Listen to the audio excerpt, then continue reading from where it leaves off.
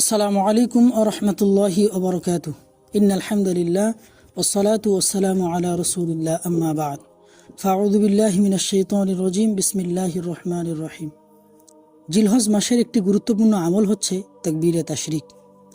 এই তাকবীরে তাশরিক মূলত 9 জিলহজ ফজর থেকে শুরু করে 12 জিলহজ আসর পর্যন্ত এটিকে পাঠ করতে হবে।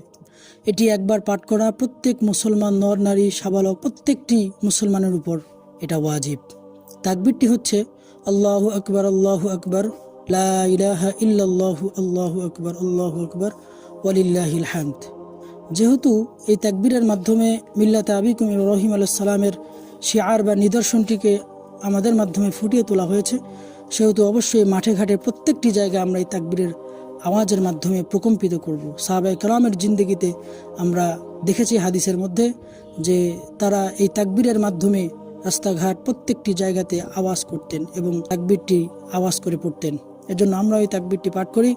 9 জিলহজ ফজর থেকে শুরু করে 12 জিলহজ আসর পর্যন্ত এই তাকবীরে তাশরিকগুলো আমাদের জন্য পাঠ করা দরকার। আল্লাহু আকবার লা ইলাহা ইল্লাল্লাহু আল্লাহু আকবার ওয়ালিল্লাহিল হামদ।